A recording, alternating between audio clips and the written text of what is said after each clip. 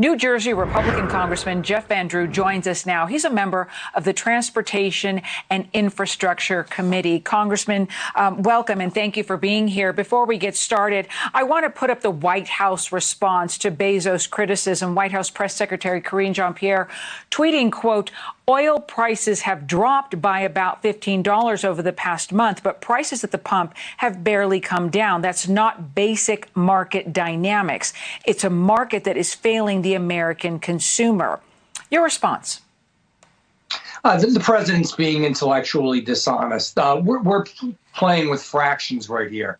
Frankly, what he's doing is what he always does for all of the problems that he's created, the blame game. The blame falls with him. You know what leadership is? What a real president does? A real president stands up, says, look, I made a real bad mistake when I limited the number of permits out there. I increased the red tape out there, and I just closed down the oil industry in every single way I could. How could the prices not go up? And he wants to blame Ukraine or the war in Ukraine, and that's nonsense as well, because frankly, if he had been a strong president, and he's not, he's weak and he's feckless, and, you know, Putin knew that, so he went ahead with this war. This would have never happened with a strong president. I guarantee if Donald Trump was there, this wouldn't have happened. He would have stood up and told Putin to stop it, and it wouldn't have occurred.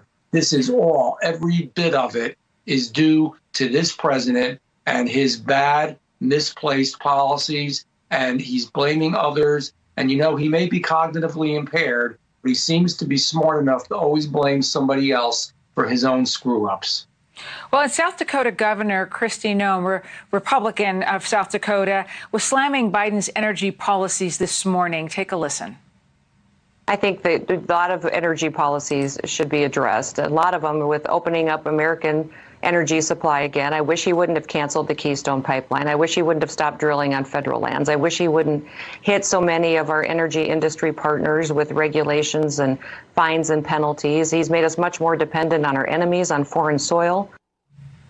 Congressman, you clearly share some of the same sentiments of the governor there. But my question to you is, should the midterms go your party's way in November, and assuming gas prices are going to continue to be similar to what they are, what is your party willing to do to help Americans out in the future? What can you do? Well, one of the things we're going to do is never vote to perpetuate policies like that. Unfortunately, that was an executive order. Most of the bad things he's done certainly have been initiated by him and then pushed through Congress. So we're not voting for anything like that. Secondly, we are going to squeeze him as hard as we can, because he's got to know that this is not acceptable and that we want to open this energy portfolio up and that we can help people.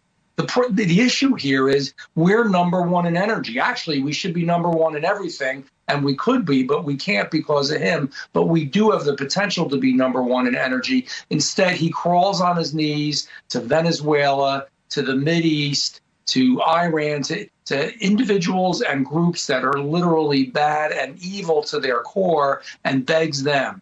And that's the wrong thing to do. So we're not going to do that. And we're going to squeeze the daylights out of him to do the right thing. If he's going to want anything from this new Congress, he better do some listening.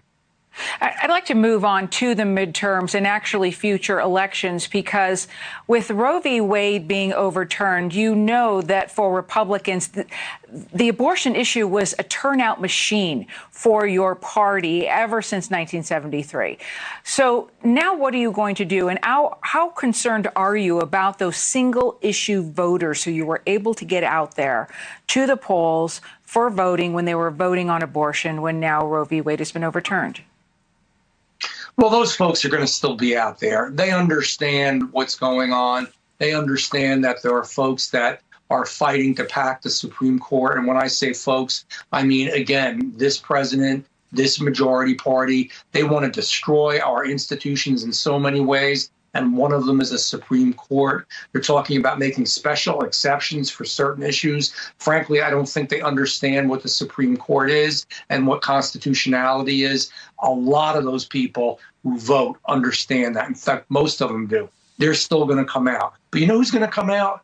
the people who are paying so much for milk and eggs, the people who literally are paying so much for gas, the people who, yeah, they may get a pay raise, but in no way covers all the expenses they have because everything costs more. The farmers are going to come out because their fertilizer is going to cost more. The people who are worried about safety are going to come out because they're going to be worried that literally the crime rate in every city is going up, and we're letting bad people out who commit violent crimes as fast as they come in. We need a much better system with that. They're going to come out because they don't like what this president and what this majority party is doing to our military and making it so much weaker than it should be and could be. They're going to come out because of the bread and butter issues. They're going to come out because they're going to want America to be the America we know and love, and we can bring it back.